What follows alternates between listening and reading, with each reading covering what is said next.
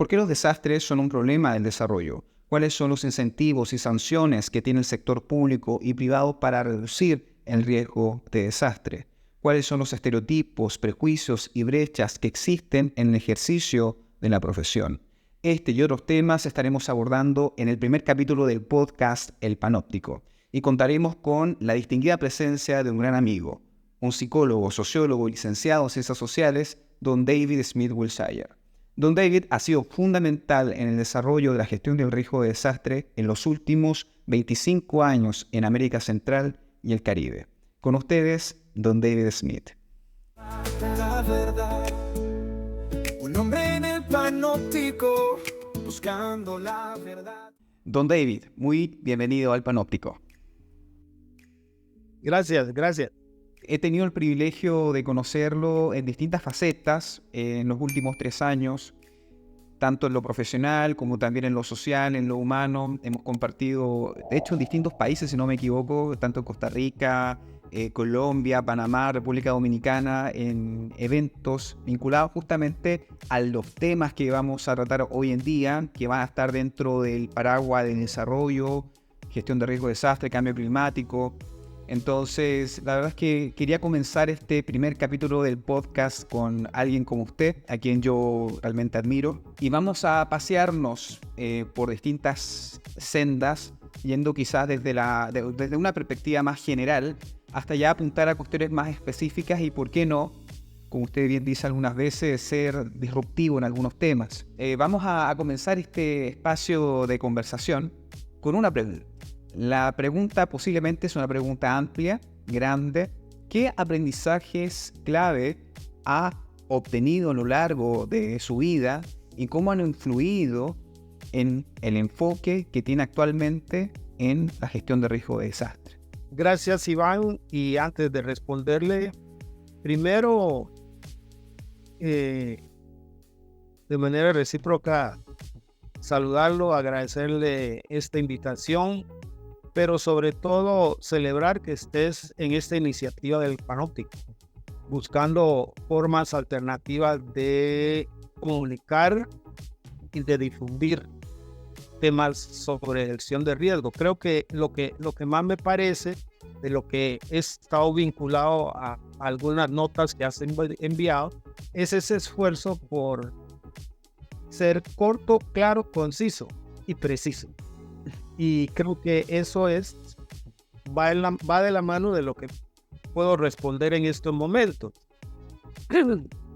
El énfasis yo lo pondría en 2 cosas, Iván. Uno, que ingresé al gremio y a la agenda de la gestión del riesgo cuando ya tenía cierta trayectoria profesional. ¿Sí? Tenía la formación, en principio pues soy licenciado en psicología por la Universidad de Panamá, pero tengo luego un posgrado en ciencias sociales y una maestría en sociología por el programa de ciencias sociales del Consejo Superior Universitario Centroamericano. O sea, los 2 programas fueron regionales, ¿verdad? Y eso tenía su virtud. Pero me desenvolví en distintos campos, distintos cargos y agendas, que es con lo cual yo llegué a la gestión del riesgo. Entonces, por momentos puedo decir, o mejor dicho, muy al concreto, ingresé a la gestión del riesgo vía CEPREDENAC.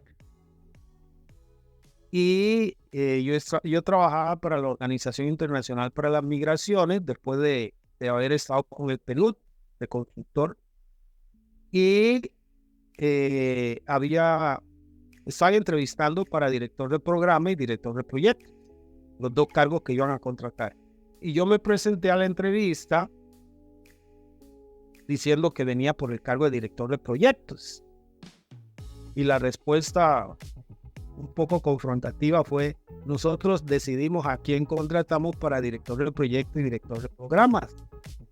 Y yo insistí, yo no vengo por la dirección de programas. Y entonces ya fue como, ¿y entonces cómo es esto? ¿verdad? Y le dije, para director de programa supongo que necesitan un especialista en desastres. Y yo no soy especialista en desastres. Yo vengo para director de proyecto porque soy especialista en desarrollo, en investigación y en lógica de proyectos. Y en ese momento casi que me dice, firme aquí. ¿Verdad? Entonces, el punto es,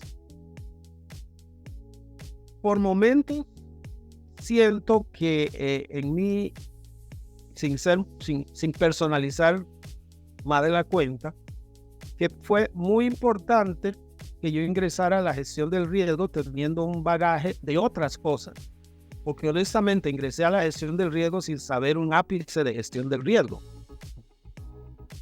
Y eso me costó un par de meses leer, participar en sesiones e ir entendiendo en qué me había metido y de qué se trataba, ¿verdad? Pero eso sí, yo venía crítico de la gestión del desastre, porque fui miembro durante 3 años del Disaster Management Interagency Commission en Naciones Unidas. 3 años de estar en el equipo interagencial de desastre. Sí. Y mi reacción ahí fue que era muy focal en el desastre y no en las condiciones extra desastre que podían incidir en el desastre o que venían después del desastre. ¿Verdad? Pero yo no era de gestión de riesgo. Ingresé a la gestión del riesgo desde la lógica de proyectos, con una visión y una formación de subdesarrollo, desarrollo, en términos globales latinoamericanos, que fue parte de mi formación. Pero luego, en el ejercicio profesional, tenía que ver con desarrollo en distintos ámbitos. Por ejemplo, el desarrollo institucional, el desarrollo comunal, el desarrollo institucional sectorial, ese tipo de cosas. Y yo creo que fue lo que, atendiendo a su pregunta, fue lo que me facilitó ingresar, y es parte de, no exactamente un reclamo, sino un sinsabor que mantengo de distintos profesionales y disciplinas ingresando a la agenda de la gestión del riesgo y como que olvidándose de su formación original, de su disciplina, de sus dimensiones y ámbitos de acción. Porque lo que más siento es que hay que establecer un diálogo con la gestión del riesgo. El paradigma de la gestión del riesgo requiere que los economistas digan qué y cómo entiendo eso. Que los profesionales en salud, médicos, enfermeros, microbiólogas, toda esa gente diga qué y cómo entiendo de la gestión del riesgo, pero desde lo que yo soy. Por lo menos esa fue mi experiencia, Iván. La verdad es que el hecho de venir de una disciplina como la psicología, las ciencias sociales, ¿verdad? Y después sociología, da un abanico amplio de posibilidades y de lograr tener un enfoque distinto, ¿no? Más centrado en las personas, más centrado en la sociedad. Y en ese sentido, ¿en qué medida usted considera que esta formación de base, de pregrado y posgrado, ha influido en el trabajo que ha estado desarrollando en los últimos 25 años? Porque es ahí donde se concentra fuertemente el trabajo en los temas de desarrollo. Diría básicamente 3 cosas. 1, como usted acaba de señalar, en mi propia formación ya yo tuve que enfrentar algo así como un diálogo de saberes. No dejé de ser psicólogo para convertirme en sociólogo. Claro. Más bien me acudí a las ciencias sociales para aclararme preguntas que yo tenía desde la psicología y no podía responderlas. Sí. Un poco la psicología es como muy individualizante Y en el momento en que mi trabajo me llevaba más a la cuestión de organizaciones, comunidades, proyectos políticos, y entonces me faltaba algo. Entonces por eso entré a ciencias sociales como un complemento. Eso mismo hace referencia a lo otro que yo venía diciendo. Me parece que ese diálogo de saberes está inconcluso y faltante en la gestión del riesgo. ¿Sí? Distintas profesiones, disciplinas y desempeños deben ser bienvenidas. Bueno, están siendo bienvenidas, están participando, pero en mi experiencia, en equipo de trabajo, en proyectos, en reuniones y sobre todo como docente, instructor en posgrados y maestría de gestión de riesgo, me he visto obligado a decirle a los estudiantes: no se olvide que usted es administrador público, no se olvide que usted es doctora en medicina, hábleme desde ahí, discutamos el tema XY desde allí, no se convierta ipso facto en una especialista en gestión del riesgo olvidando lo que usted es. Esa es una. Lo otro, siento un cambio de tiempos, no exactamente generacional, pero sí de tiempo. Cuando yo ingresé bajo la estela del huracán Mitch, que acababa de devastar a América Central, fue un periodo de mucha efervescencia en torno a la gestión del riesgo. Quedó como muy en evidencia: wow, aquí hay que hacer algo.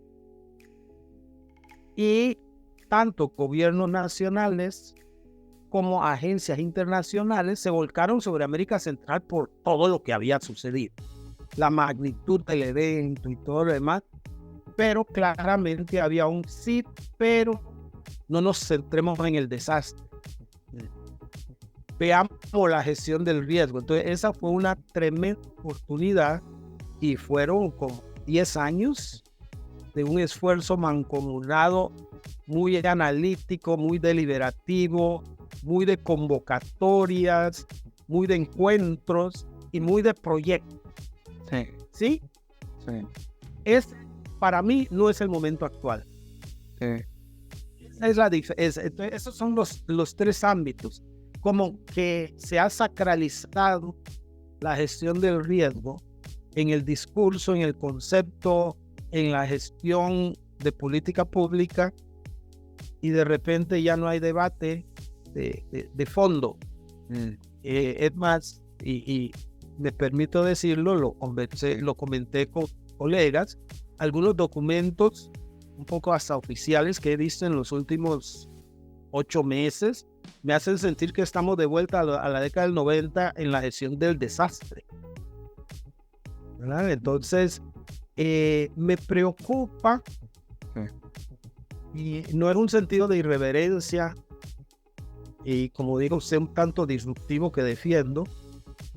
Siento que debemos abrirnos un poco más a cuestionar, a criticar el momento de la gestión del riesgo, porque hoy, a diferencia de hace 15 años, se habla mucho más y se ve menos. O sea, como que la gestión del riesgo está más en la dimensión del discurso y el concepto que de las acciones. Para lo que se ha avanzado conceptualmente y discursivamente, lo que veo de producción es el 15 o 20%. Qué interesante lo que usted menciona respecto que hay cuestiones que evolucionan y otras que parecen evolucionar, ¿no? O sea, posiblemente los temas conceptuales se han ido depurando con el tiempo, de tener primero un enfoque centrado en la amenaza a principios de los 90 y antes, donde se centraba el centro en la amenaza. Por eso se instaló el mal concepto de desastre natural, ¿verdad? Y que con el tiempo fue evolucionando hasta comprender que es una construcción social y no es un desastre natural per se. El evento sí puede ser natural, pero es una construcción. Y es interesante lo que menciona porque la evolución está dada en lo conceptual, en los distintos tipos de instrumentos para desarrollar política pública, estrategias, políticas, programas, planes, proyectos, pero en la práctica, de acuerdo a lo que usted me estaba comentando, no ha evolucionado, no ha sido proporcional el avance. Posiblemente esté chocando, ¿no? Está chocando con algunas cuestiones institucionales, cuestiones de gobernanza. ¿Cómo lo ve eso? Yo diría que en cultura popular hablan de 2 para adelante y 1 para atrás. Ajá. 2 pasos hacia adelante y 1 para atrás, en vez de ser el tercer paso hacia adelante después de los 2 primeros. Sí. Varios puntos de vista, varias reflexiones. Esto no es tan personal, lo he compartido con colegas, ¿verdad? Y no me voy a mencionar nombres, pero hay colegas que me han dicho, es que esto es un refrito cuando entramos a nuevas dimensiones. Por ejemplo, cuando el COVID, ¿sí? Sí. Cuando la pandemia, hubo un esfuerzo por abordarlo desde la gestión del riesgo, ¿sí? Y hubo reuniones, documentos, cosas que fueron saliendo y hubo colegas que me dijeron, David, eso es un refrito, es lo mismo, simplemente trasladado a esta nueva situación. No es realmente análisis desde la situación, ¿verdad? Entonces, ese tipo de cosas como que no se han abierto a discusiones francas, a análisis, insisto, de la cuestión multidisciplinaria. Complementaría a lo que me preguntaste hace un momento, con que una de las cosas que más he aprendido ha sido, el trabajo en equipo. Sí. La capacidad de escuchar y de comunicar en doble línea. Sí. Entonces, lo ejemplifico. Yo vengo de la psicología y de las ciencias sociales y de repente estoy trabajando con geólogos, con vulcanólogos, Sí. con hidrometeorólogos, Sí. y estamos obligados a hacer equipo para resolver una tarea. Entonces, ese diálogo de saberes es parte del hacer equipo. Escuchar un código diferente, un hablar diferente, un énfasis y variables y prioridades diferentes, pero comunicarlos que yo llevo. Pero comunicarlos a que también se entiendan y se acepten. Ese tipo de cosas. Sí. Hay como un parámetro de gestión de riesgo que se ha impuesto y todos llegamos y nos metemos ahí, pero como que quedamos atrapados Sí. y más bien lo que falta es esa disrupción, es salirse, entrar y estar permanente saliendo y entrando, pero disciplinariamente, de forma epistemológica, de forma de construir saberes. Y lo otro, la dimensión humana, la dimensión que atiende a actitudes, intereses, prioridades, sensibilidades. Por favor, termino aquí un punto. Una legislación que dicen que y no menciono países e instituciones para no caer mal, pero una legislación que se aprueba que dice que alcaldes, alcaldesas, alcaldías son responsables de la gestión del riesgo en el nivel local. De acuerdo, pero de repente comienzo a acompañar a ejercicios de esos y me doy cuenta que esos equipos desconocen totalmente lo que es la gestión del riesgo. Entonces, una cosa es que la legislación les asigne la responsabilidad y otra cosa es que tengan la competencia. Y tercero, me he encontrado con equipos de alcaldía y autoridades que han dicho, no me interesa trabajar en eso. Sí, entonces eso ya te remite a una dimensión de lo actitudinal, lo humano, la interacción, las responsabilidades. Perdón, ¿y esa declaración de no me interesa es porque no es redituable políticamente, por ejemplo? ¿A qué puede deberse? Uno, porque no se entiende. Ok. Entonces, primero tienes que pasar por explicar de qué se trata y tener la paciencia, pero la celeridad.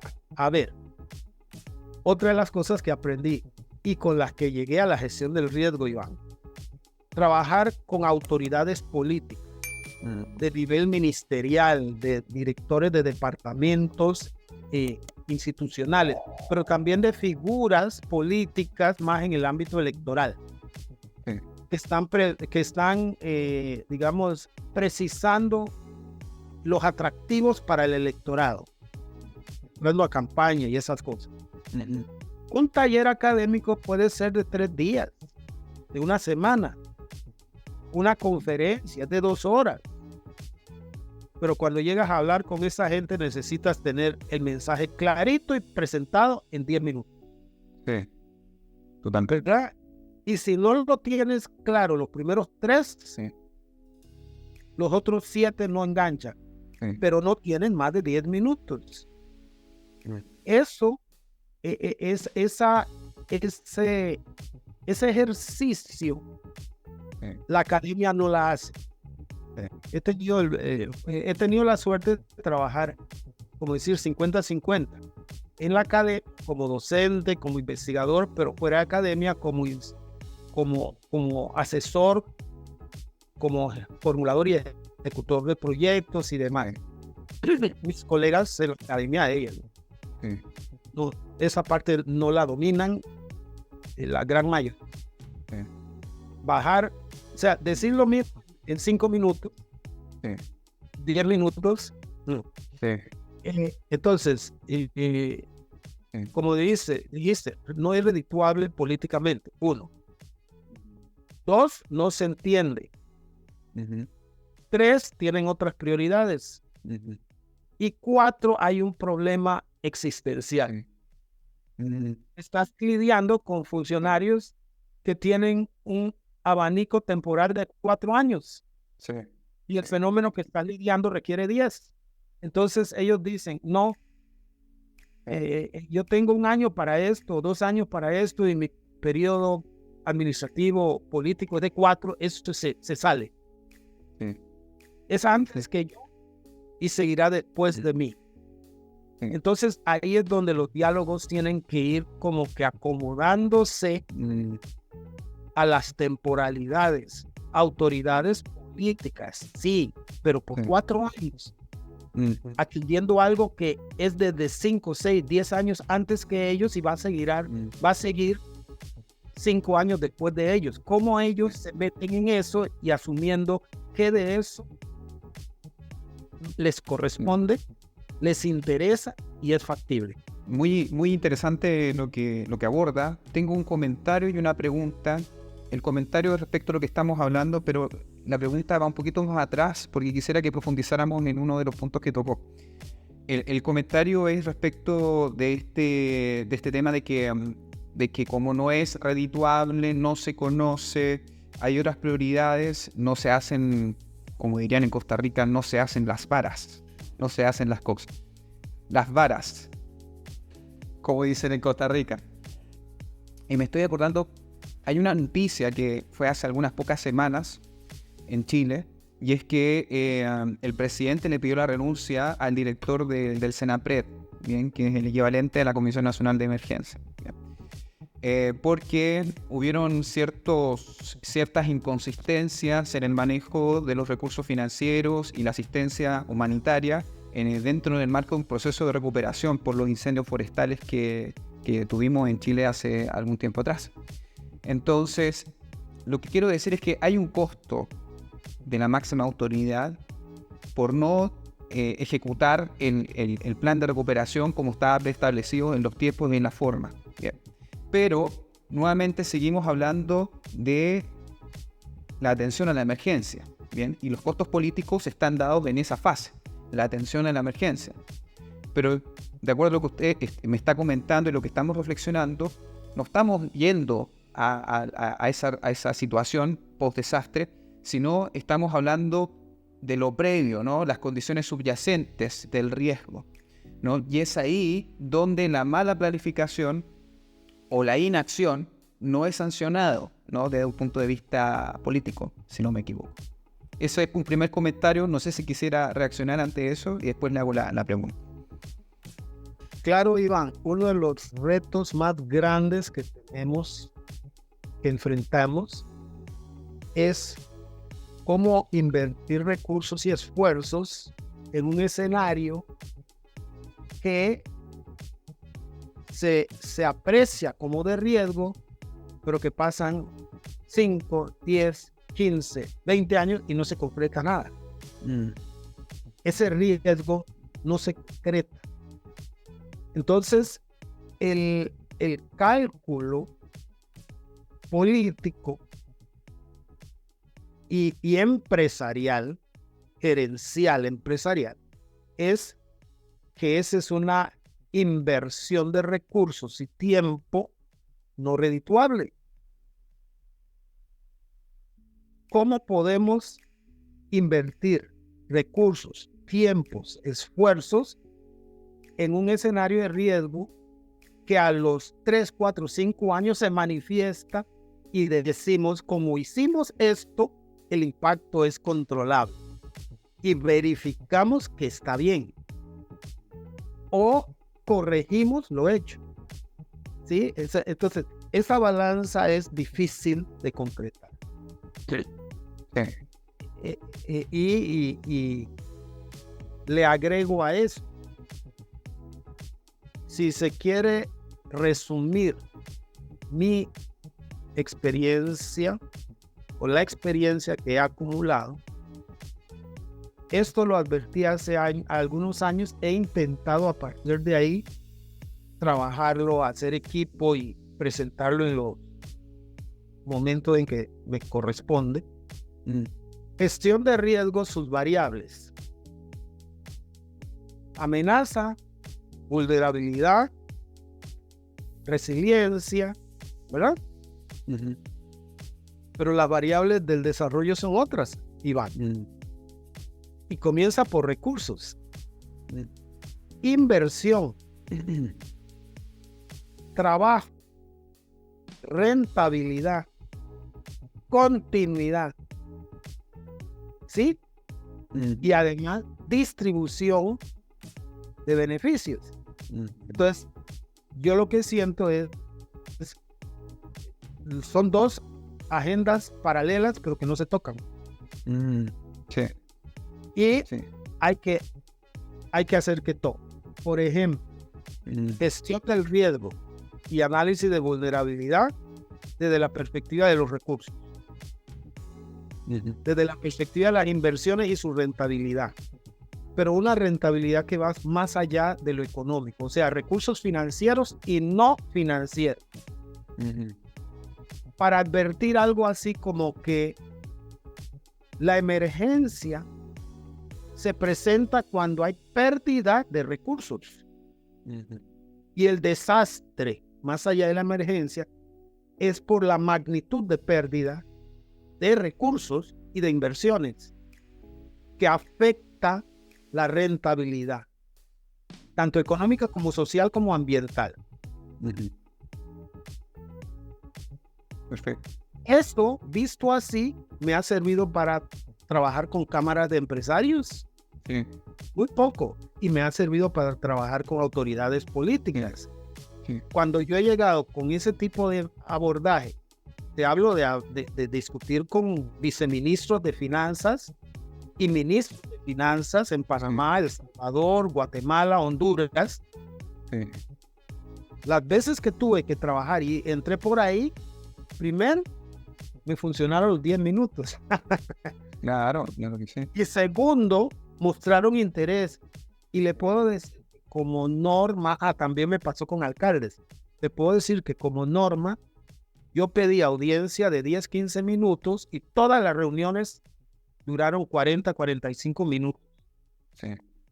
Pero no porque yo la extendí, sino porque mi contraparte dijo, a ver, ¿cómo es la cosa?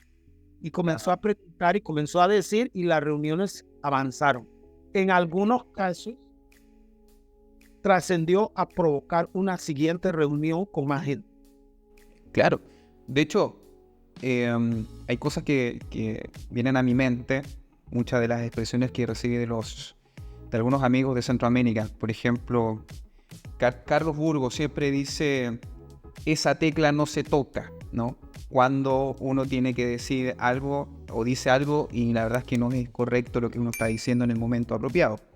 Pero yo siento que lo que usted menciona respecto de los 10 minutos o 15 minutos es donde usted tiene que tocar todas las teclas correctas, ¿verdad? Y me parece que lo que estamos conversando va en la dinámica de mostrar cuáles son los incentivos, cuál es ese ganar, ¿no? El ganar que tiene el otro. El otro. No yo el especialista en gestión del riesgo. Exactamente. Y este es No, el finquero, el alcalde, la alcaldesa, la directora de una organización XY. Poner la pelota en su cancha. Efectivamente. Y creo que eso es algo bien interesante desde la perspectiva de cómo logramos los incentivos en el sector privado, porque, por ejemplo, en el caso del sector público, podemos ver clara la relación con generar el valor público, con el bien común, ¿verdad? Con la idea de lograr un crecimiento y desarrollo económico sostenible, resiliente, en fin.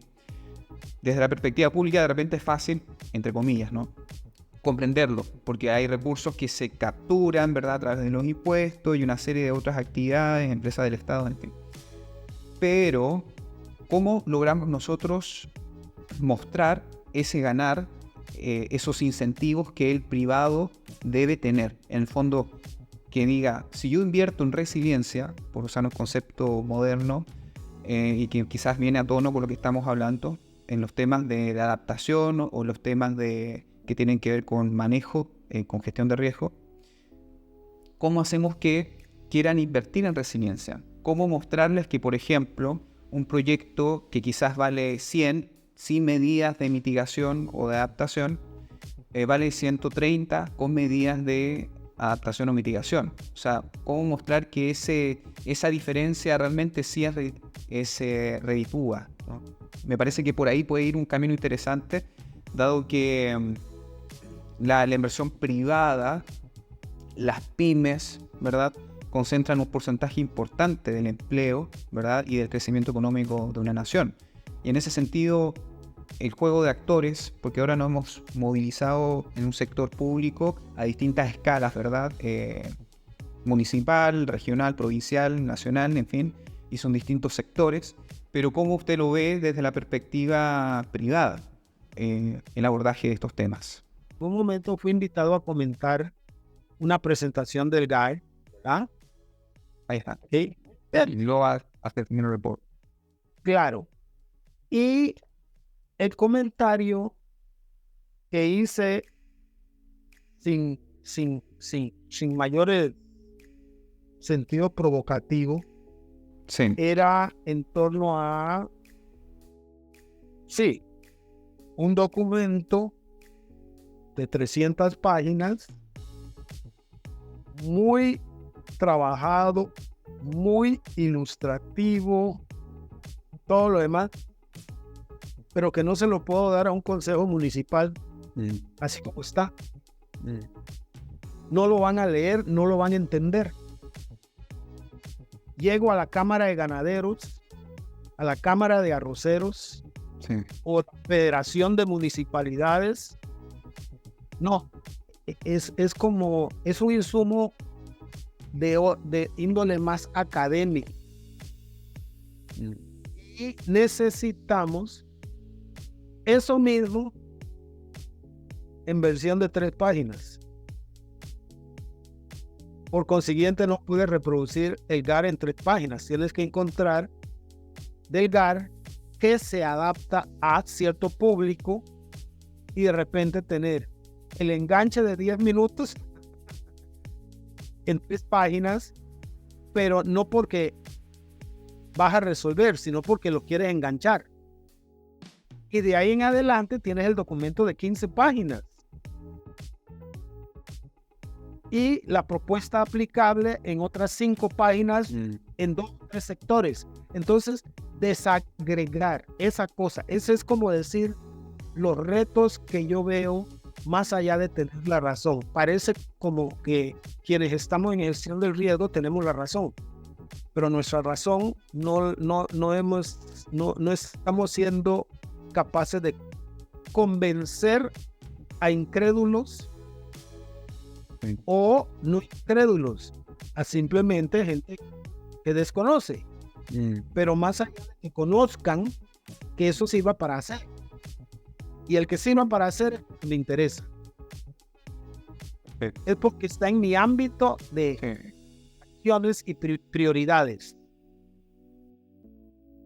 Y esa es la parte que siento faltante. Esa parte de, ok, esta es la agenda, este es el paradigma, esta es la propuesta, pero de eso, ¿qué te interesa? De eso, ¿qué está en tu ámbito de acciones y prioridad? Y hasta dónde estás dispuesto a invertir recursos tuyos y eso. Porque ese es otro de mis puntos de discusión. Sí. No estoy de acuerdo en que hay que financiar la gestión del riesgo. Lo que creo que hay que hacer es introducir la gestión del riesgo en quienes financian. Pero quienes financian aquellos ámbitos, acciones, gestiones de su interés, con sus recursos. Lo cual los lleva a trabajar los 3 ámbitos o de 3 dimensiones de actores. Está la dimensión de actores de política pública, gubernamentales, pero está los del sector privado, empresarial, grande, mediana y pequeña, mencionaba MIPYMES, que ese es un sector que funciona con otra lógica, con otros parámetros. Ese es un sector cuyos recursos no son recursos públicos y no funcionan porque hay un mandato de ley. Funcionan con un interés de invertir y tener rentabilidad. Y esa discusión hoy está en el Foro Económico Mundial. Yo estoy adscrito al Foro Económico Mundial y me impresiona la cantidad de discusión que se está dando en torno a cambio climático, en torno al fenómeno del Niño, en torno a gobernabilidad y gobernanza, en torno a gestión del riesgo. Pero siento que el gremio de gestión del riesgo no está llegando con este tipo de actores del Foro Económico Mundial, porque son el enemigo, ya prejuiciadamente.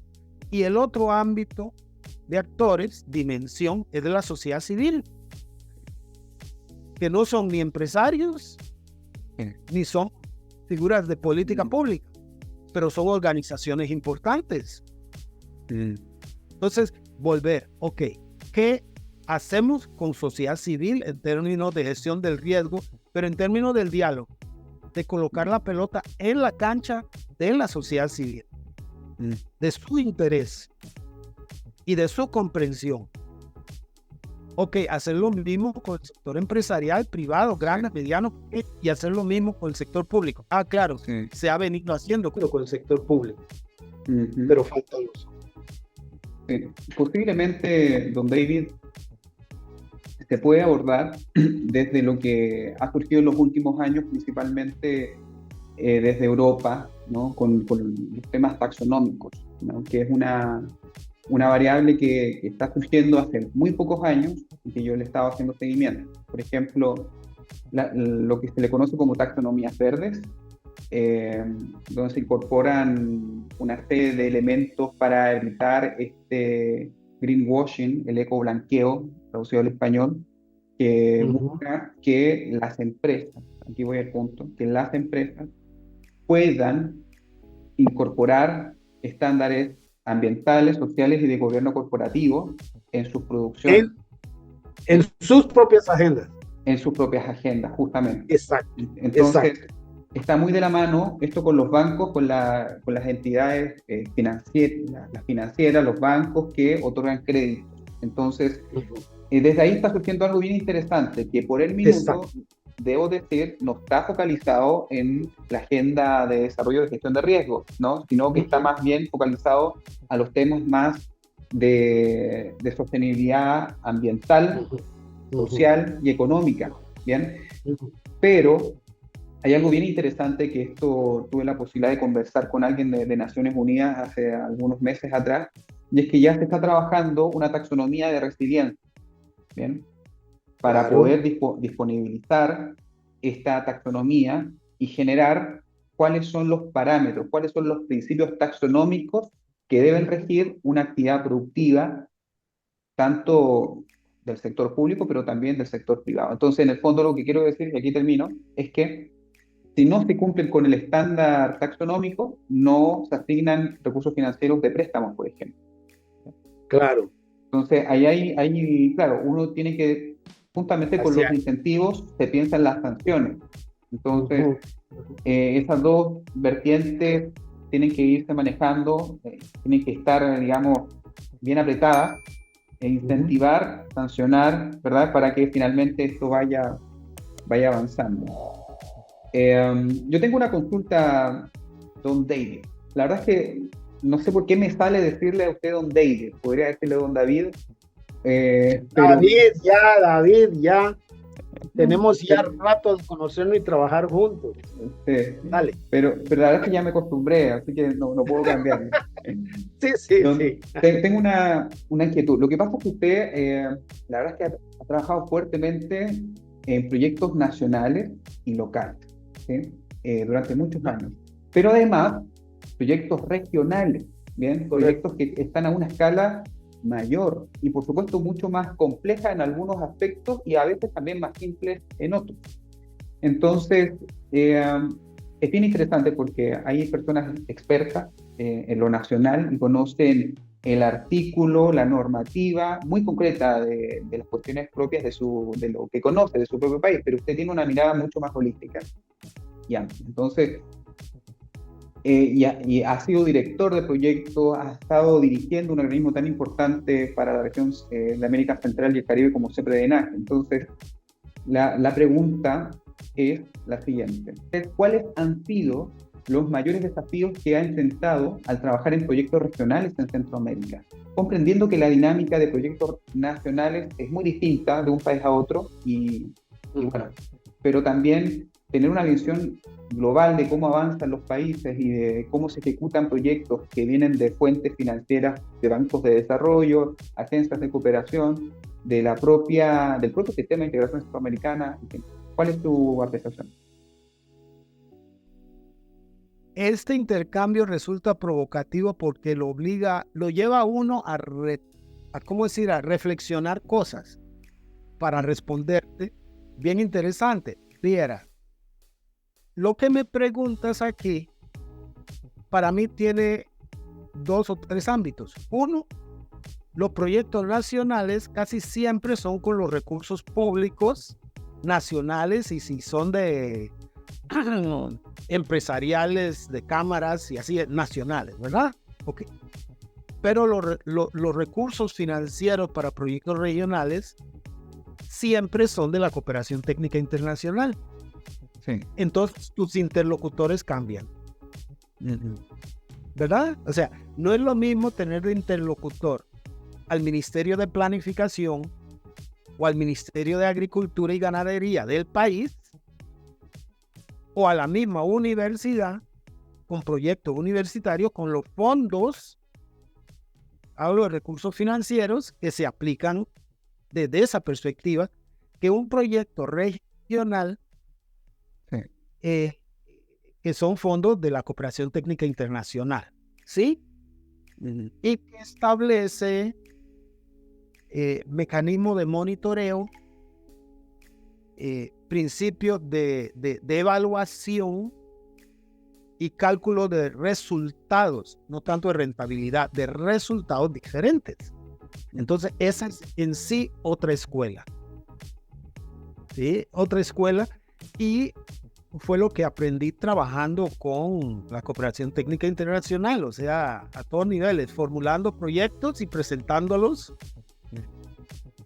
negociando, buscando aprobación, teniendo proyectos aprobados y ejecutándolos, pero afortunadamente, un privilegio, pasé a ser evaluador de proyectos.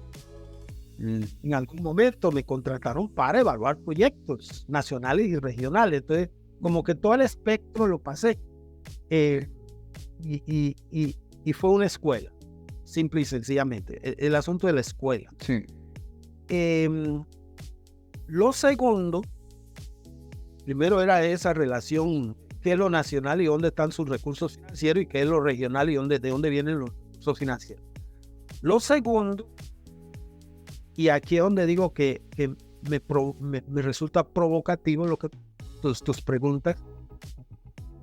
Otra escuela fue en el proyecto regional tener que lidiar con que es un mismo tema, es un mismo interés, son los mismos objetivos, pero el contexto cambió. Y el contexto cambia tanto en actores como en condiciones, historia y posibilidades. Entonces, lo que yo estoy haciendo en Costa Rica, pero me cambié a Panamá, y como soy panameño viviendo en Costa Rica y trabajando casi que los dos países desde hace 40 años, por interés, ojo, trabajo Centroamérica, ¿ok? Pero mi interés es tico panameño. Porque vivo en Costa Rica, pero soy panameño de origen y viajo y estoy presente y todo lo demás. Entonces, no es que menosprecie Nicaragua, Guatemala, El Salvador, Honduras y Belice, sino que tiene es de derivación lógica. Ok, pero a lo que voy es, un proyecto de XYZ en Panamá y lo tenemos en Costa Rica, y por los actores y sus idiosincrasias, si quieres llamarlo así, el proyecto camina de forma diferente. Y te vas a Guatemala y es diferente. Entonces, el proyecto es regional, está en 4 países, pero cada país le pone su sello. Esa escuela fue la que yo aprendí 10 años trabajando en la región. Nuevamente, volviendo al principio, con eso llegué a la gestión del riesgo. Entonces, por definición, no veo la gestión del riesgo como unitaria. Sí. Entonces, de repente estoy en gestión del riesgo y estoy pensando en Chile y los incendios forestales, y de repente me traslado a Costa Rica, incendios forestales, pero la lógica cambió. Las prioridades cambiaron, los impactos cambiaron y el manejo político. Entonces, no es tener la razón en el tema, sino adecuarlo al contexto, y adecuarlo al contexto tiene que ver con tus interlocutores. Y en alguna medida volver a lo que hemos estado hablando de sectores de interés o incentivos desde la contraparte, no desde nosotros los especialistas. Qué interesante perspectiva, don David, porque me lleva a reflexionar en lo siguiente. Le voy a hacer un planteamiento que en algún momento creo que lo hemos conversado, posiblemente en algún viaje de San José a Turrubares a la casa de Alan Lavelle o viceversa, pero creo que tiene mucho que ver con lo que estamos hablando hoy en día, y particularmente lo que estamos tocando ahora. Y tiene que ver con esta interdisciplina de la gestión del riesgo que es importante que exista. Pero estos nichos, que son muchas veces colegiados, tienden también a discriminar, ¿no? A discriminar. Y la verdad es que yo creo que todos hemos sido objeto de discriminación en algún momento. Yo, por ejemplo, creo que en algún momento sentí que pude haber sido discriminado por el hecho de ser sudamericano trabajando en Centroamérica, incluso por verme más joven, ¿no? Siento que no soy tan joven, pero me veo más joven. Pero digamos, no soy el único objeto, sino que esto viene de mucho más atrás, ¿no? O sea, la discriminación hacia la mujer, la discriminación hacia la raza, ¿no? La discriminación social respecto del poder adquisitivo o de dónde estudiaste, si estudiaste en universidad nacional, acreditada o no, pública, privada, o una universidad extranjera. Entonces hay una discriminación importante en todas las áreas especializadas, ¿verdad? Entonces yo veo que usted todo esto ya lo superó hace mucho tiempo por cómo usted plantea la necesidad del enfoque interdisciplinario, pero desde la disciplina, ¿no? Desde mi saber cómo. Ahí es donde está el valor. Y no tomar una figura distinta con la cual yo fui formado, ¿no? O sea, creo que es importante encontrar, ¿no? Un punto donde uno aprende, desaprende, pero también uno va proponiendo. Entonces, quisiera que me comentara un poco de su experiencia al respecto, de cómo ha vivido esta situación, ¿no? Porque en algún minuto, claro, yo por ejemplo puedo ser discriminado por verme joven, pero otros pueden verse discriminados por verse más viejos, ¿no?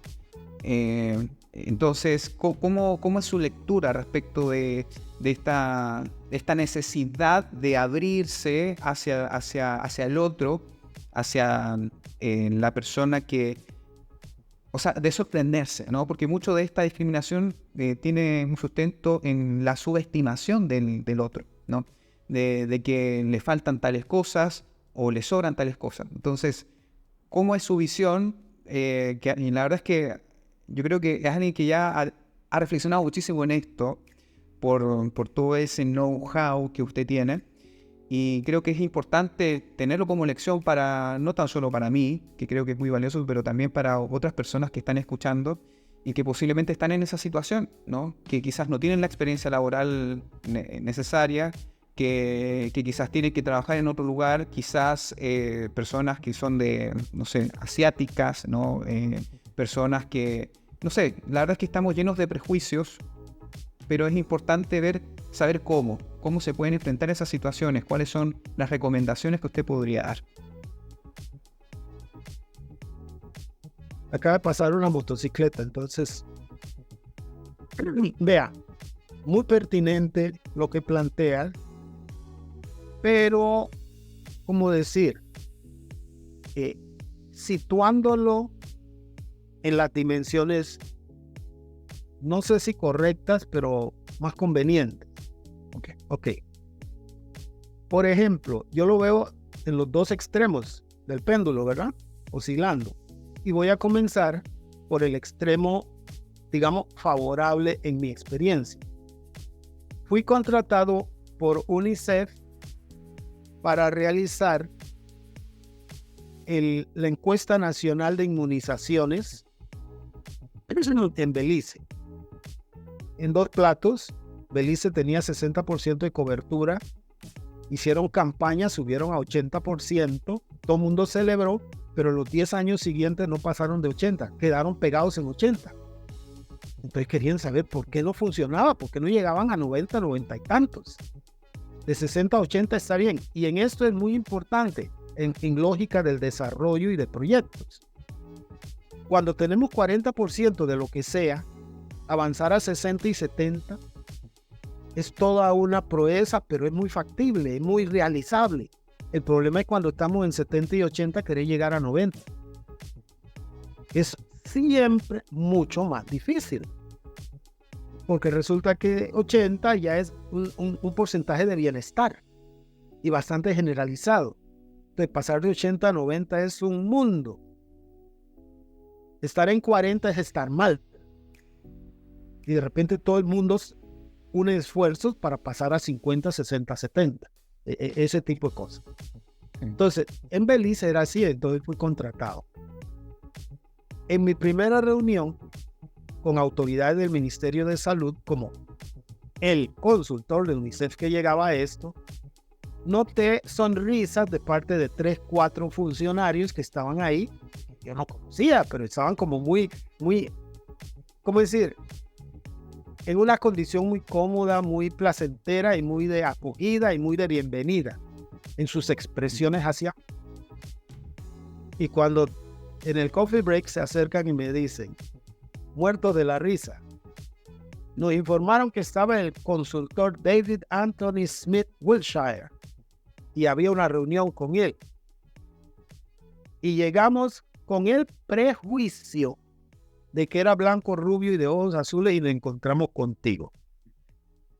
Tú eres de los nuestros. Entonces era como, ¿verdad? Una fiesta, como una algarabía, un bienestar. Claro, uno de los nuestros es el consultor. Porque están acostumbrados y cansados de que el consultor sea el otro estereotipo. El dueño de la razón, el dueño de los recursos, el de la posición, el que siempre viene a dictar cátedra. ¿Y por qué yo no puedo serlo? ¿Y por qué uno de los míos no puede serlo? Y resulta que, wow, aquí llegó uno de los nuestros. Entonces, por eso te digo, es el péndulo, ¿verdad? Sí. El péndulo se movió a la derecha. Ajá. Favorable. En otros casos, el péndulo se mueve al otro lado, a lo desfavorable. Sí. ¿Sí? Sí.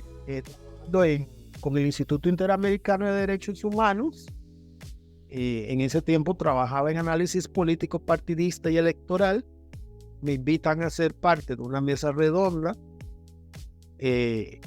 para informar avances de investigación y recomendaciones. Y había un montón de gente de distintos países, claro. Algo a lo que me tuve que acostumbrar, Iván, es ser el único negro. ¿Verdad? Y yo miro a la derecha y miro a la izquierda, y en los ámbitos en los que me he desenvuelto como profesional e incluso como asesor y como autoridad, no veo indígenas. No veo afroamericanos. Eso no ha cambiado nunca. O sea, Ha cambiado, no, pero ha cambiado muy lentamente, favorable a los afroamericanos, no a los indígenas. ¿Ok? Muy lento el asunto de que población, ascendencia, rasgos fenotípicos, que uno dice, aquí está uno de los autóctonos originarios, también en ese círculo de discusión, no, ¿verdad? Entonces, ok, pero en términos afroamericanos, sí, hay muchos círculos en que entro y trabajo y todo, y ahí soy el único, y en otros, mira, hay 2 o 3 más, así, ese tipo de cosas. Pero hablo de esto, del Instituto Interamericano de Derechos Humanos, Oficina San José, y esta reunión a la que me invitan, porque se me acercaron varios. Usted también está invitado aquí, ajá, sí, ¿verdad? Como congraciándose conmigo. Y la reacción fue como muy, muy evidente cuando dijeron comencemos, y yo no me senté en la platea entre la audiencia, sino que fui a sentarme en la mesa de los expositores. Y la misma gente que me habló fue así como que, ups, ¿qué fue lo que pasó aquí? ¿Y por qué se sienta allá y no acá? Nadie habló una sola palabra, Iván, pero las reacciones y las caras y gestos y todo te dice, no es necesariamente que hay una contrariedad, sino que hay una enorme sorpresa. ¿Sí? E incluso en el posgrado, una colega suramericana que se acerca y me dice, ¿te puedo tocar el pelo? ¿Estamos? ¿Sí? Sí. A ver, he aprendido a trabajarlo y lo he trabajado en el ámbito de las relaciones interétnicas, que fue durante 10, 15 años parte de mi quehacer. Invitado y provocado, incorporado, no porque fuera elegido, pero lo trabajé y todo. En Colombia también, ¿no? En Cali, usted hizo un trabajo ahí también. Trabajé en eso, pero entonces vean, tenemos el extremo del apartheid. Tenemos debajo de eso el racismo. Tenemos debajo de eso los prejuicios. Y tenemos debajo de eso los estereotipos. La persona con estereotipos y prejuicios no es necesariamente racista. ¿Estamos? Y en eso pasa mucho el asunto identitario, sentido de pertenencia y hasta regionalismos. Y usted lo ha metido porque es incluso disciplinario y generacional. Nosotros los que tenemos 50 años y más, y somos un grupo de trabajo, y llega este de 30 años, y ¡ay! ¿De dónde salió aquel? ¿Verdad?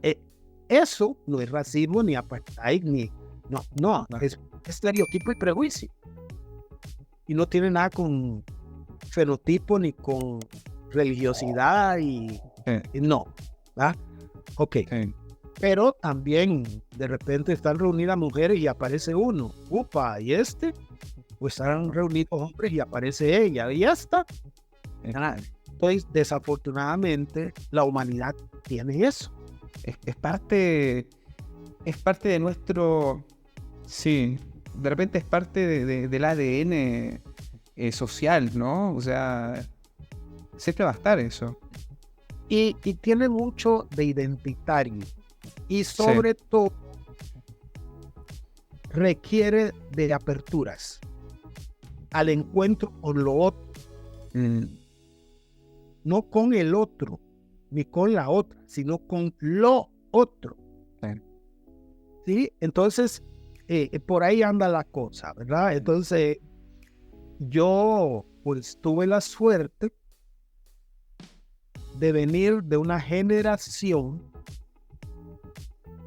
y de un proceso de socialización y de colegio, de escuela, colegio, universidad, deporte, política, organización social y comunitaria, donde existiendo eso, pudimos trabajarlo y procesarlo y no fue ni siquiera tanto objetivo. Pero también entienda una cosa, Iván, yo soy de la década del 60 y los 70, que fueron las décadas de los derechos civiles en Estados Unidos, de el reconocimiento de la afroamericanidad en 15, 20 países, ¿sí? De los proyectos democráticos burgueses y reformistas en muchos países, intentos en Brasil, en la misma Chile, en el Chile de la Unidad Popular, el Brasil de João Goulart, el Perú, lo que era los Alvarado, Arévalo, no recuerdo, incluso militares, el Panamá, ¿verdad? Entonces, no es tanto un asunto personal. Había un proceso social de distinta índole, anti-Vietnam y Francia 68, y el hipismo y el antisistema. O sea, ese tránsito de los 60, de los décadas 60-70, de 1960 a 1980, fue muy rico en eso, y tuvimos el privilegio de vivirlo. Levantamos un poco la vista para no ser tan personalista y no ser rencoroso y no estar con la piedra en la mano frente a lo que venga, sino haciendo más colectivo, siendo más comprensivo, un poco más tolerante y entendiendo procesos. Incluso cuando la compañera me pregunta si me puede tocar el pelo, por allá por 1976-77, yo la entendí. Ella lo que me estaba diciendo es: nunca en mi vida he interactuado con una persona afro de manera regular y no. Entonces tengo un montón de preguntas, pero además desarrollé un nivel de confianza que me permite preguntarle eso, pedirle esto. Sí, Entonces, hay mucho de eso en el mundo, pero yo siento que la velocidad con la que se mueve todo hoy en día, entre otras con las redes sociales y la internacionalización de la comunicación, pero la pérdida del cara a cara, sí. lo está haciendo complicado. O sea, no es eso de que yo puedo tocarlo, puedo verlo y escucharlo, puedo arrimármele, puedo compartirlo. No, ahora es por Zoom. Sí, sí, sí, sí. Eso es bien complicado. No, y creo que es muy, muy profundo lo que menciona. Creo que podríamos pensar en el futuro en hacer otro capítulo para abordar estos temas que están más vinculados a la sociología, a la psicología, al comportamiento humano. Por eso me parece importante tener una reflexión suya respecto de estos temas, justamente de los prejuicios, estereotipos, racismo. Te pregunto algo. Sí, Yo, David Smith o David Smith, el que tú conociste, con el que has trabajado 3 años y que invitas a esto y todo lo demás, y que tú me sumaste cosas y yo te sumé cosas a lo largo de los 3 años de interacción y todo. Por eso te digo que eso de Don David, ¿no? Pero bueno, está bien, ya te acostumbras. Resumen, a mí me invitaron como conferencista, como instructor, la Universidad Nacional de Ingeniería de Perú, y como conferencista en Lima, en cosas. ¿Cómo crees que me va si llego con esta misma agenda a comunidades peruanas prevalecientemente indígenas? no, es algo exitoso. O sea, Pero también volviendo a tu principio de estereotipo y prejuicios, seguramente va a ser, ¿y este qué? sí, Este es el señor, este es el especialista, este es el que me va a decir, totalmente. ¿verdad? Sí, sí, sí. Ok, pero igual resulta que el especialista es de ascendencia cunayala en Panamá. Eh, Y lo traigo a Costa Rica como especialista a exponer. Es suave y es lo mismo que Belice, que esperaban que David Anthony Smith fuera blanco, rubio, de ojos así. claro. Entonces, eso es muy generalizable, no es tan sencillo.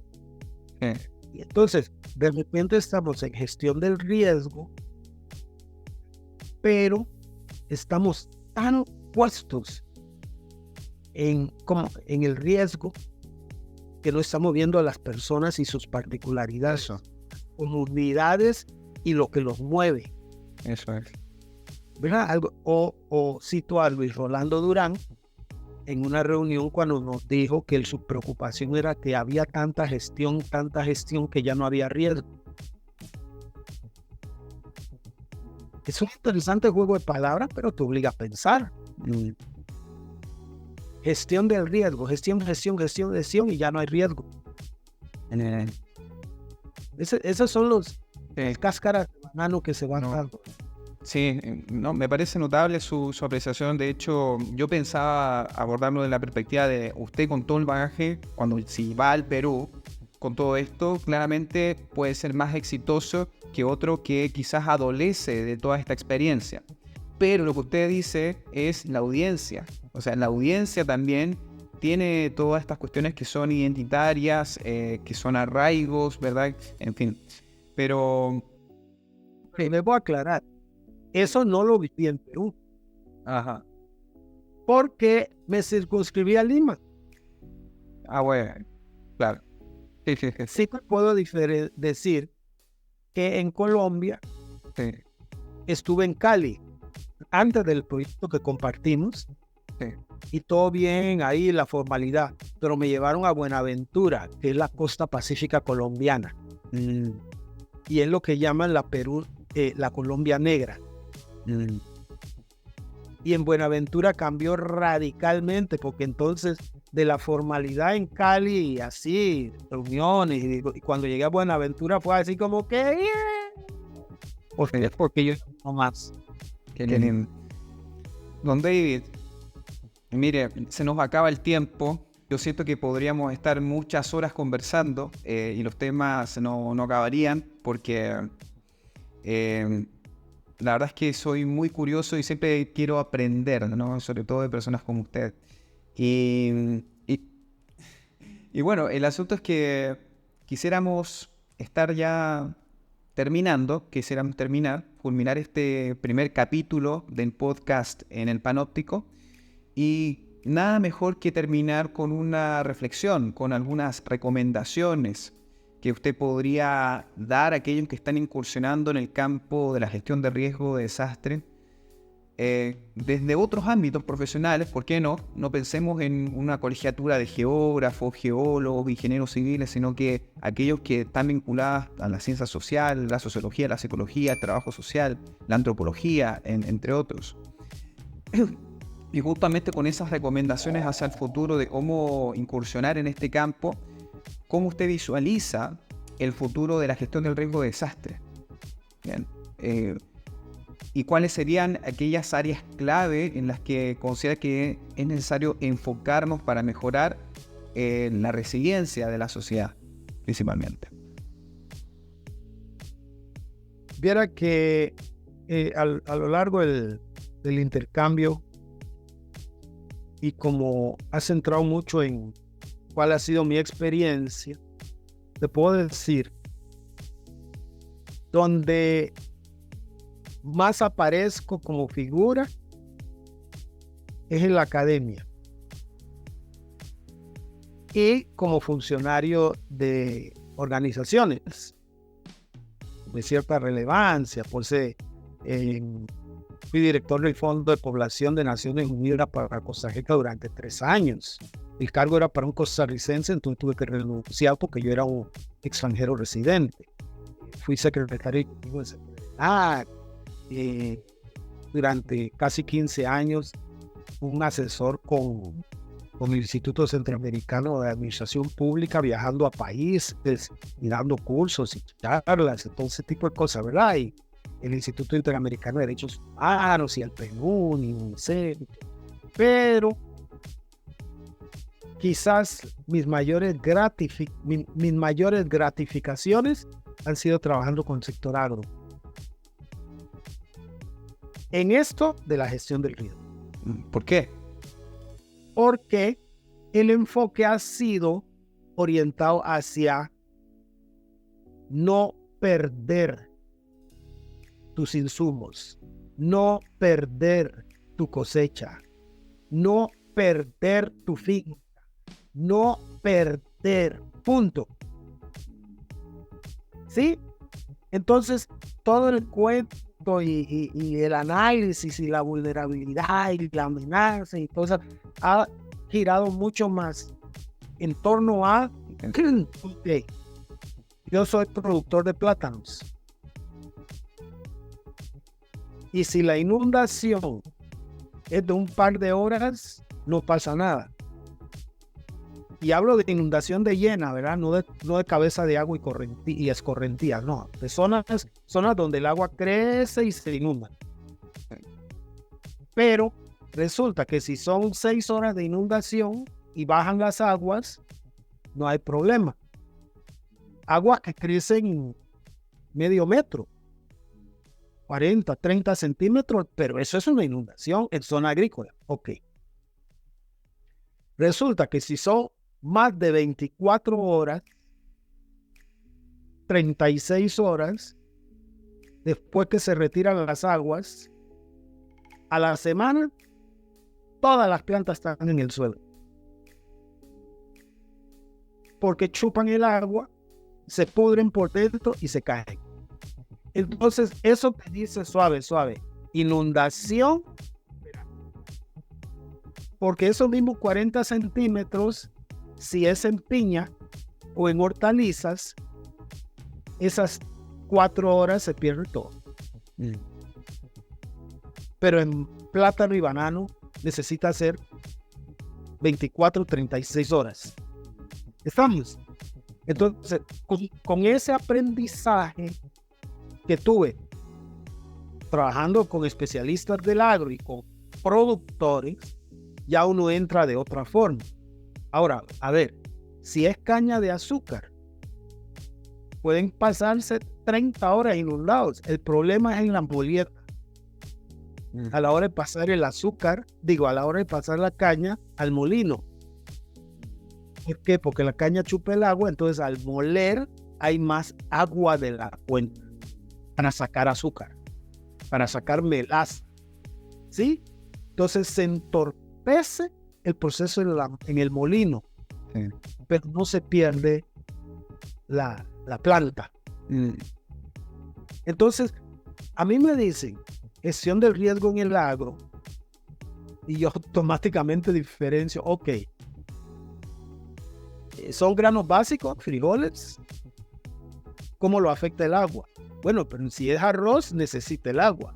Pues suave, los dos son granos básicos, pero la cuestión agua juega diferente con ellos. Bueno, si es hortalizas o frutales, si están a ras de suelo o en árboles, lo explico, Iván. Entonces, para mí ha sido tremenda escuela trabajar el agro para efecto de la gestión del riesgo, pero en función de la producción, el producto y los productores, no en función de mi conceptualización. Y el diálogo se ha visto casi que obligado. Claro. Ok. Otro que, un ejemplo muy concreto, hubo un asentamiento campesino impulsado gubernamentalmente desde la reforma agraria, su versión de reforma agraria en uno de esos países. Se repartieron tierras, se creó el asentamiento, se dio capacitación, se entregaron insumos, granos y ¿cómo se llama? Para sembrar, no solo granos, o sea,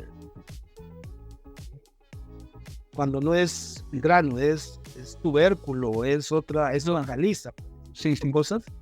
Ok. Y se dio financiamiento, se facilitó el crédito. Y cuando iba yo con un equipo de la universidad a visitar la zona, el informante clave nos dijo, ya en la zona, nos dijo, no, ni entren, ahí no hay nadie. ¿Cómo que no hay nadie? No, abandonaron el asentamiento. ¿Cómo abandonaron el asentamiento? Y ahí comenzamos a entrevistar a la persona y dice, mire, tuvieron excelente cosecha, abundante cosecha, pero el camino es impenetrable en tiempo de lluvia. Y nosotros íbamos en un jeep en marzo, nos dijo, bueno, quizás por ser marzo y ustedes en un jeep pueden entrar, si quieren ir a ver. Resumen, crédito, capacitación técnica, insumos, granos, pero nadie trabajó la infraestructura bien. Eso no se vio como parte del proyecto. Entonces el proyecto fracasó. Esa es la interdependencia intersectorial, ¿me explico? Y la gente abandonó porque no tuvo capacidad de responder ante el crédito, porque no tuvieron ventas. Segundo, ¿cómo insistir si no se arregla el camino? Porque en la segunda tanda van a pedir lo mismo. Entonces, la agenda era agrícola, pero lo que dio al traste con la agenda fue infraestructura vial, porque la agenda agrícola fue exitosa. Ese es el tipo de cosas. Esas son las lecciones que yo recibí trabajando en agro. Y disculpe, esto que te estoy comentando fue años antes de meterme a gestión de... Qué interesante. Disculpe, un pequeño paréntesis, porque un comentario muy cortito, porque usted está haciendo en este momento un minuto gala, por decirlo de alguna manera, de la importancia de la interdisciplina y de cómo usted se metió desde las ciencias sociales a la agronomía. O sea, hay un pensamiento y una cuestión agronómica, ¿no?, que está detrás de todo esto. Entonces creo que es sumamente interesante tomar eso como una lección hacia un futuro. que si bien uno no puede, o sea, uno tiene un bagaje determinado, con el pasar de los tiempos, uno comienza a adquirir conocimiento, empieza también a moldear el perfil profesional, y es ahí donde uno, desde la naturaleza propia del pregrado, de los posgrados, si nos vamos al tema académico, uno va encontrando respuestas mucho más completas, ¿no? Que simplemente estar encerrado en la única caja de donde uno ha sido formado. Entonces, me parece interesante porque cuando usted dice que si hay un tema que le apasiona en los temas de gestión de riesgo en la agricultura, uno dice, ¿pero cómo? ¿No? Yo pensaba que podía ir por otra línea, ¿no? Inicialmente, pero leyendo toda su trayectoria yo digo, esto tiene mucho sentido. Entonces ese era como un pequeño comentario. Y en ese sentido, el segundo es el agua. Porque terminé invitado y trabajando el tema del agua, el tema de los foros climáticos en América Central, Claro. el tema de las inundaciones, pero el agua como recurso. Como un recurso. Yo digo la diferencia por una S entre riesgo y riego. Claro. ¿Verdad? Sí. Cuando decimos riesgo, la cara fea. Pero cuando le quitamos la S, es la cara bonita. Y es necesario. ¿Verdad? Entonces, ese tipo de cosas. Pero, curiosamente, pues de nuevo, ¿cómo entré yo a trabajar el tema del agua? Por la gente. Porque los especialistas en agua, en clima, no tenían cómo llegar a la gente con su información y que la gente los entendiera. Entonces yo terminé siendo un puente entre los especialistas en agua y clima y el público. Pero ese público era fundamentalmente agricultores. Y en alguna medida comunidades y asentamientos humanos, con el asunto de que abren el tubo y no le sale agua y entonces bronca. Entonces había que devolverse a no, suave. Hay otros temas aquí sobre escorrentías, sobre zonas de recarga, sobre captación, procesamiento, potabilización y distribución. Y bueno, yo entré a eso trabajando con los expertos en agua. Volvemos a lo mismo. ¿Qué hace ahí un psicólogo, sociólogo? No, es que es la interdisciplinaridad vivida, no planteada como un objetivo. Sí. El presidente actual de Argentina, país donde estoy viviendo ahora, Javier Milei, dice: no es lo mismo cuando nos tocan la guita a nosotros que cuando se la tocan al del otro. La guita es la plata, no el dinero. Entonces, en el tema agro, uno ve mucho eso, que en el fondo las personas están muy interesadas en no perder porque les toca la de ellos, ¿verdad? Y a veces, por ejemplo, la gente no tiene miedo a perder, o las instituciones públicas, mejor dicho, no tienen miedo a perder porque no es la de ellos, es la de otros. Entonces ahí el tratamiento es distinto, el incentivo es diferente. De hecho, conversaba hace un tiempo atrás con un amigo y él me decía, la gente más que ganar no quiere perder. Y eso es una cuestión que dentro del marketing es muy poderosa, ¿no? Dentro de la venta. La gente, si uno le dice, vas a perder 3, pero vas a perder 3 y no vas a hacer esto, se vuelve loca. Pero si uno dice, vas a ganar 5, no le importa tanto. Lo que no quiere es perder. El concepto y el discurso de la gestión del riesgo, como la conocemos, como que alzó vuelo. Y ahora tiene un criterio como un ámbito como de verdad absoluta, pero esto que estás diciendo, que es lo que hace que la gente actúe, que la gente se involucre, no está. Como una recomendación, pensando ya como en un cierre, aunque estoy abierto a segundas y terceras tandas, ¿verdad? Pero sí hay que cerrar una tanda, esta. Sí. Creo que hay 3 o 4 cosas que deberían ser consideradas en lo que me preguntaste, así como el futuro de la gestión del riesgo. ¿Sí? Sí. centrarse más en el valor económico y el financiamiento de recursos económicos y no económicos. ¿Sí? Ya no es el huracán, no es la inundación, no es el fenómeno del Niño, no es el cambio climático. Es recursos financieros y no financieros. Y de repente son los no financieros que tienen un valor financiero, pero son no financieros. ¿Okay? La deforestación es pérdida de recursos, tierra y agua, pero también flora y fauna. ¿Sí? El asentamiento o la autopista que no respeta un acuífero, ¿sí? El recurso no financiero, favoreciendo un recurso financiero, una cosa así, ¿verdad? Entonces, ese tipo de eje de discusión hay que retomarlo y ponerlo más central. Segundo, el análisis del poder. Iván, el análisis del poder. Se habla de gobernabilidad y gobernanza y suena la palabrota y todo. Pero las bases del poder y el usufructo del poder.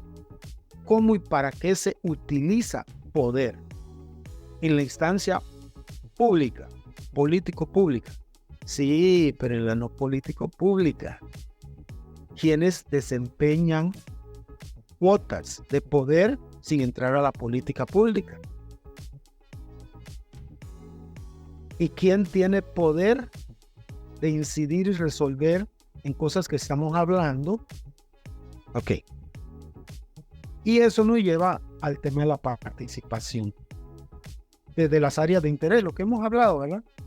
No es tanto la o el especialista en gestión de riesgo dictando cátedra, convocando y promoviendo la gestión del riesgo, sino eso que compartimos y que señalaste hace un momento. O sea, ¿qué es lo que no quieres perder?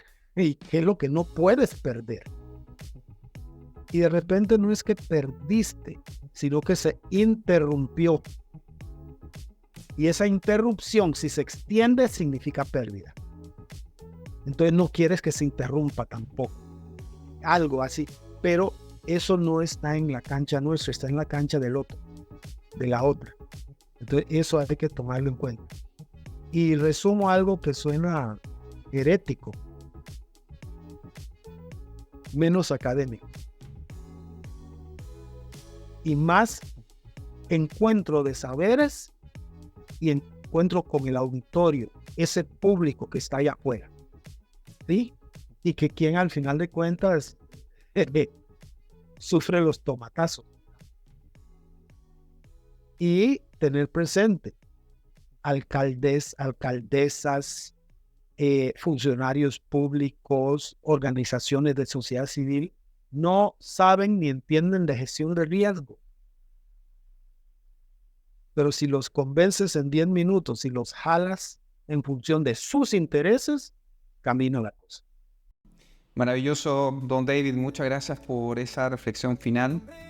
Quiero agradecerle el espacio, la confianza, el cariño por ser parte de este primer capítulo del podcast El Panóptico.